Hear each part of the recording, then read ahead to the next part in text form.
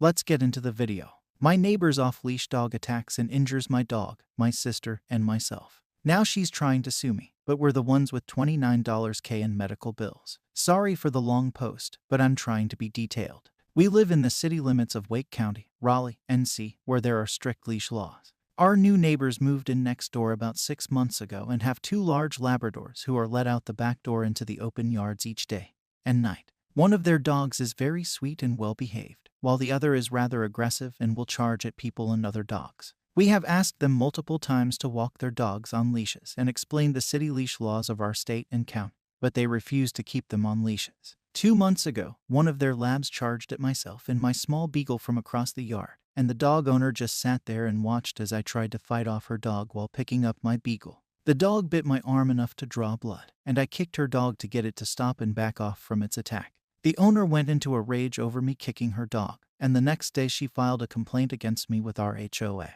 That backfired because the HOA contacted me for my side of the story and ended up charging the neighbor a $250 violation of the HOA agreement fee. I didn't file an animal control report because my bite wasn't that bad, and I thought the HOA fine would set them straight. Also, it's not the dog's fault. Her owner is an idiot. They continue to let their dogs run free, and we have multiple videos of them letting their dogs run free, and of the aggressive dog running onto our porch and throwing her body against our glass door, trying to get at our dogs inside our house. Last month, I confronted our neighbor with the multiple videos and told her she needed to walk them on leashes, and we were no longer willing to be afraid to use our back porch or walk our dogs anymore. I told her this was the last time we'd be nicely asking her, and next time we'd call animal control. Fast forward to 6 days ago, when I woke up to the sound of one of my dogs, for lack of a better term, screaming. I jumped out of bed and ran into the yard, where my sister and one of my beagles were being attacked by her dog.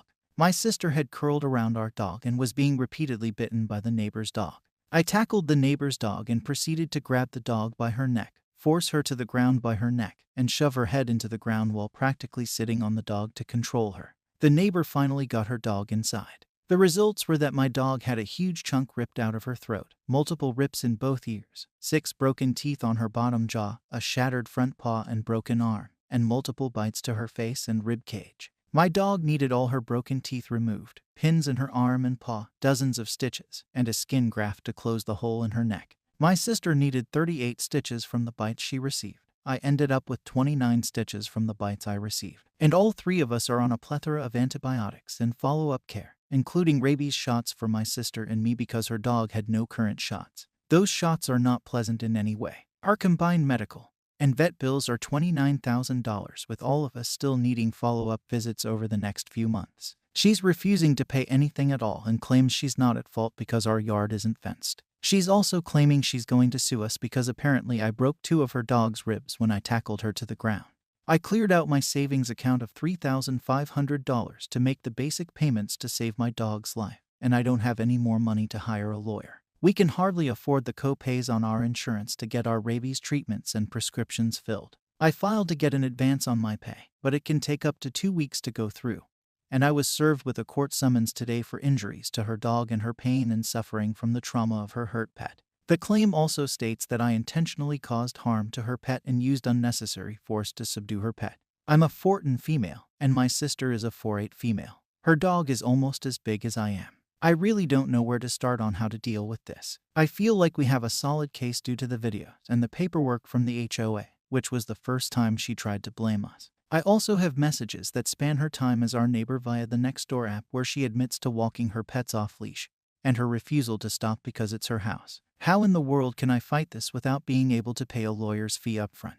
TLDR, a neighbor's aggressive dog attacked my dog, my sister, and me, causing insane medical bills and months of follow-up care, and now I'm being sued. I work 3 jobs, and after basic medical bills, I can't afford a lawyer yet. Not to mention my hand is so chewed up and swollen that I'm not cleared to go back to work at any of my jobs until I get stitches out and get motion in my hand back, which will cause more income issues once my vacation days run out. First update. Thank you all so much for the advice. We're feeling much more hopeful, and I feel like I can actually sleep tonight.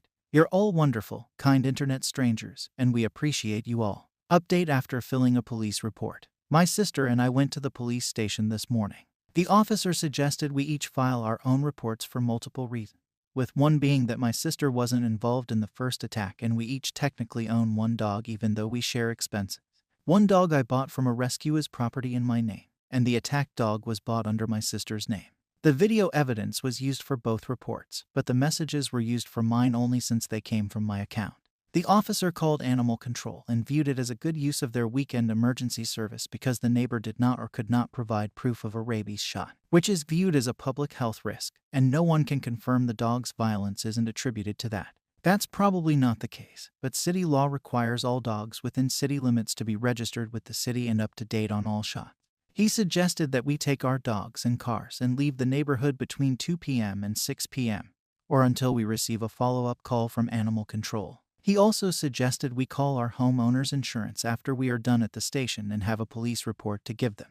The police took photos of our injury and said we needed to take pictures of our dog once we got home.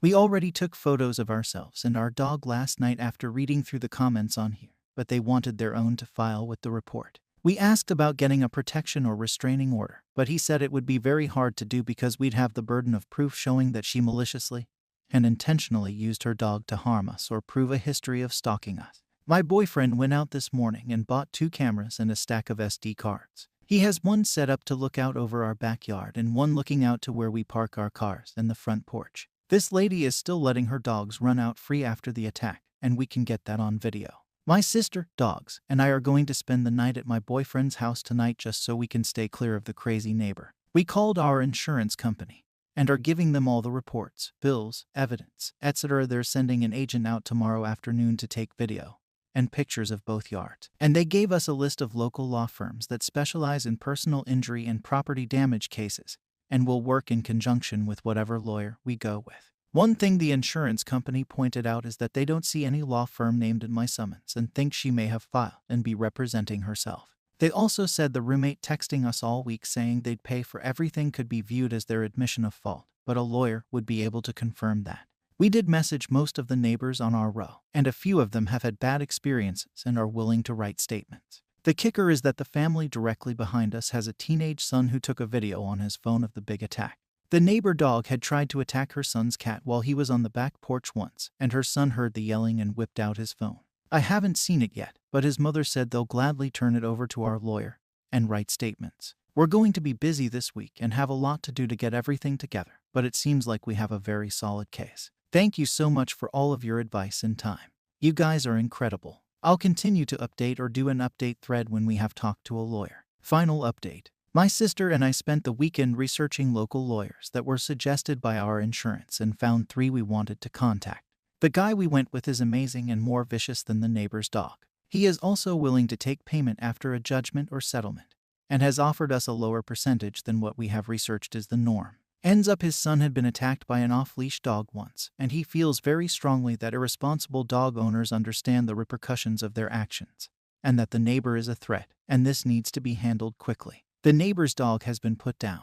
She was deemed uncontrollable and not able to be rehabbed. We've seen the nice dog over the last few days with the roommate, so she must have paid the fines to get her back. Our lawyer responded to her case against me and confirmed we'd be meeting them in small claims court. She was also served with 2 separate lawsuits. One from myself with my medical costs, including estimated long-term costs, rehab costs, lost work or vacation days, pain and suffering, and destruction of property. I'll explain the destruction of property shortly. One for my sister, including estimated long-term medical costs, lost work or vacation days, property damage, and pain and suffering. Her lawsuit against me has a court date of March 5th. After she was served with our lawsuits, she apparently desperately tried dropping the case against me, but the prosecutor denied her request. She then tried contacting our lawyer multiple times to ask him to get the prosecutor to drop the case. He informed her that wasn't something he had control of and we'd still be moving forward with the 2 lawsuits against her. She finally got herself a lawyer, and our lawyer was contacted with settlement offers that, in his term, were laughable, and we refused the settlement offers. Our lawyer used past cases of dog attacks in NC where settlements of over $800,000 were paid out,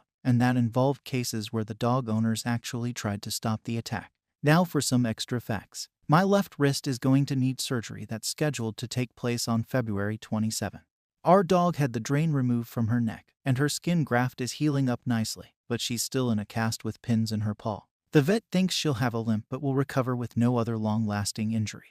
She still refuses to go out the back door anymore and will cry and plant if we try. The destruction of property in my claim comes from those cameras my boyfriend installed. The day after her dog was put down, she literally took a baseball bat to everything in our front and backyards. She broke our porch railing, smashed all our flower pots, bent my hammock's metal base, and used some kind of utility knife to slice up the hammock, tore the plants out of the ground in our garden, dumped some sort of substance that had a jelly-like consistency into our koi pond, ending all the fish, and broke various other things in our yard. She straight up went on a rampage that was all caught on camera. She also left 2 notes on our door. One threatened to shoot our dogs and said that she'd have someone beat us up. We called the cops immediately, and they took it seriously. They asked if we wanted to press charges, and we did. Our lawyer used the notes and camera footage to get an emergency protection order for us, and we haven't seen her since, though we see her car come and go. The video of the attack that the other neighbor's son took was a pure godsend.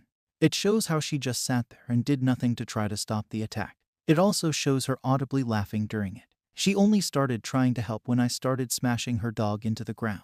We also got statements from multiple neighbors, and our lawyer is working on getting multiple complaints from other families from the HOA. He said it's pointless to go after the HOA, and we wouldn't get worthwhile results from them. Our lawyer did tell us that the HOA has started the eviction process against the neighbors, but that could take a long time and be contested. There was also a memo sent out to the neighborhood about leash rules, that there will be an upcoming vote about possibly muzzling dogs if they're in common areas outside of our private property, and other new neighborhood rules concerning pets. I honestly can't tell if this lady had some sort of mental breakdown or is just plain crazy. Either way, my sister and I both have our separate court dates against her in mid and end March. Thank you all so much for your advice and guidance. You guys not only gave us the knowledge but also the confidence to fight this, and we were both so grateful to you all. I'll be sure to update after the court dates and keep you guys up to date. Please feel free to ask any questions, and I'll answer whatever I can. Comments from OOP about the case potentially not getting them much monetary compensation. Even if we don't get much of anything, maybe it'll at least make her stop and think more clearly in the future. About the aggressive dog. Thank you. I do feel bad that her dog was put down. I still feel like it's not the dog's fault that her owner never trained her, but she was dangerous. Thank you for watching the video.